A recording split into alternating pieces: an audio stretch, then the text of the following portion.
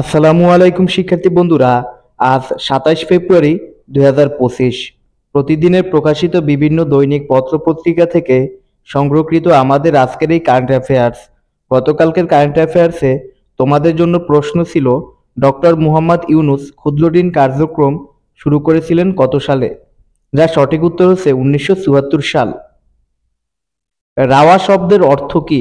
উত্তর হচ্ছে retired armed forces officers welfare association. হজ যাত্রা সহজ করার জন্য প্রধান উপদেষ্টা কী নির্দেশ দিয়েছেন?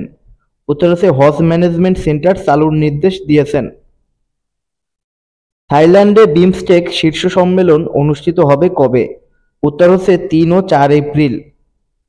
টাঙ্গাইলের মধুপুর বনভূমির আয়তন কত একর? উত্তর হচ্ছে ৪৫,৫৬৫ একর।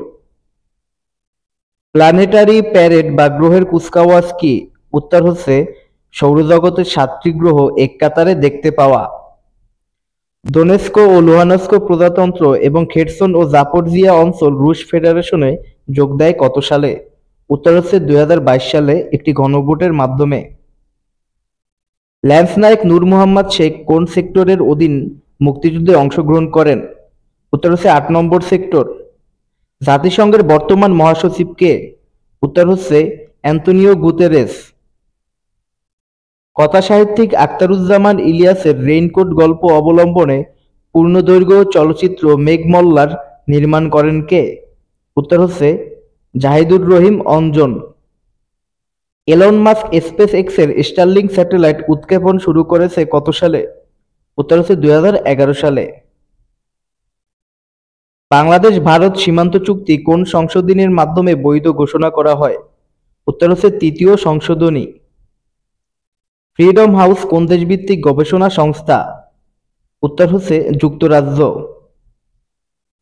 ফ্রিডম হাউস ভিত্তিক স্বাধীনতা সূচকে বাংলাদেশে মত প্রকাশের অবস্থান কিরূপ?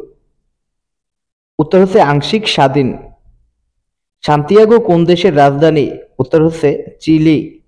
শিক্ষার্থী বন্ধুরা, আগামীকালকে তোমাদের জন্য যে কুইজ থাকবে সেটি হচ্ছে, শরৎচন্দ্র চট্টোপাধ্যায়ের ছদ্মনাম কি ছিল? ভিডিওটি ভালো লাগলে অবশ্যই ডেইলি শিক্ষা ইউটিউব চ্যানেলকে সাবস্ক্রাইব করবে। ধন্যবাদ সবাইকে।